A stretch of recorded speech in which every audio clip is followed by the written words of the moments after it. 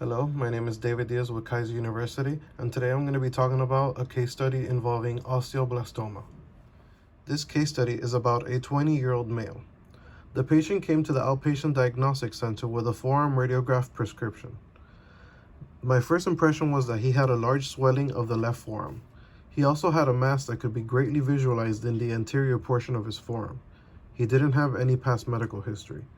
His chief complaint was a mass on his arms. The patient stated that the swelling has grown over the course of 4 years and was not in pain unless caused by secondary trauma with persistent pain. The patient had multiple exams done, including radiographs which demonstrated the mass to be made of bony structure. The first thing I did was to verify the patient's name and date of birth. Then I proceeded to ask the Sacred Seven.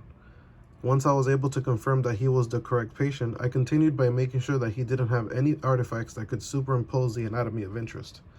Such artifacts could be watches and bracelets. He didn't have any artifacts, but if he did, I would kindly ask him to remove it for the duration of the radiographic exam. The routine radiograph exam for a forearm x-ray are AP and lateral. These projections will help demonstrate bone pathologies, fractures, and dislocations of the ulna and radius. For both projections, I used a 40-inch SID. The image receptor that should be used is a 11 by 14 inches for smaller patients and a 14 by 17 for long forearms. The patient had long extremities, which led me to proceed with a 14 by 17 image receptor placed lengthwise. I removed the grid for this exam by placing the image receptor tabletop. The technical factors used were 75 kVp and 3 MAS.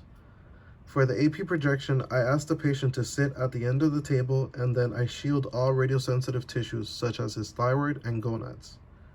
Then I asked him to extend his hand and arm fully with palm up on the table of the image receptor. To achieve the proper positioning, I made sure his shoulders were dropped to place the entire upper limb on the same horizontal plane. I made sure to align the center of his forearm to the long axis of the image receptor. I made sure that both the wrist and elbow joints are included in the image.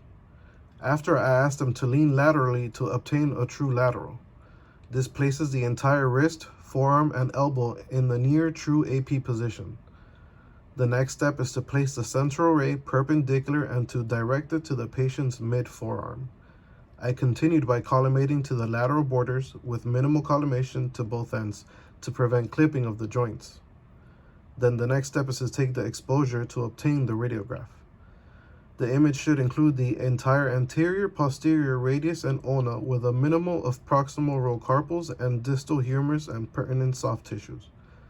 For the lateral projection, I asked the patient to flex his elbow 90 degrees. I rotated his hand and wrist into a true lateral position.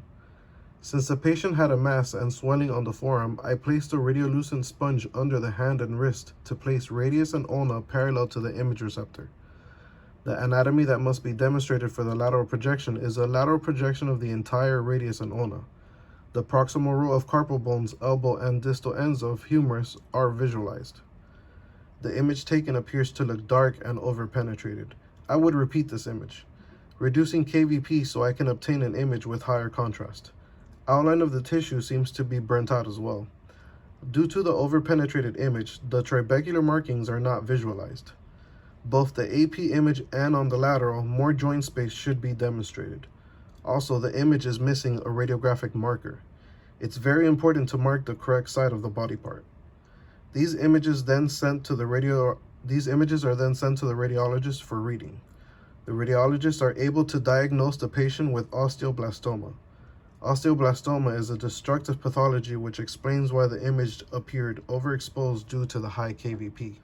Osteoblastoma is a rare condition. It accounts for about 0.5% to 2% of all bone tumors.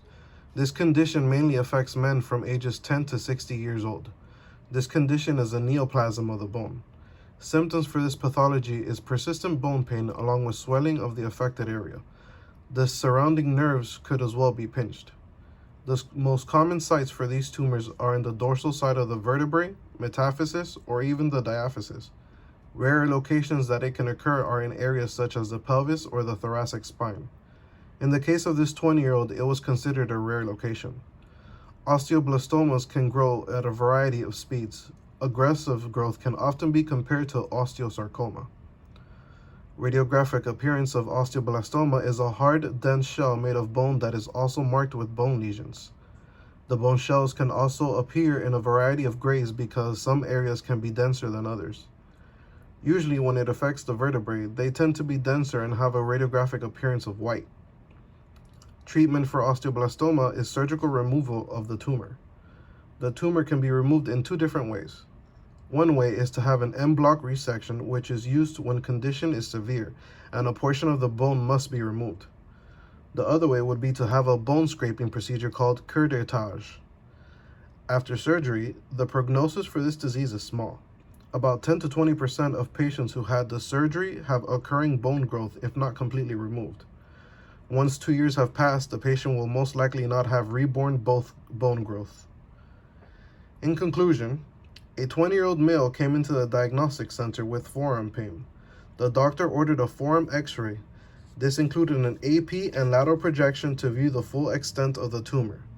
The radiologist diagnosed the patient with osteoblastoma and suggested to have the patient go under surgery to have the bone completely removed due to its aggressive nature. Osteoblastoma is a rare condition, but with surgery, patients should recover with minimal occurrence of regrowth.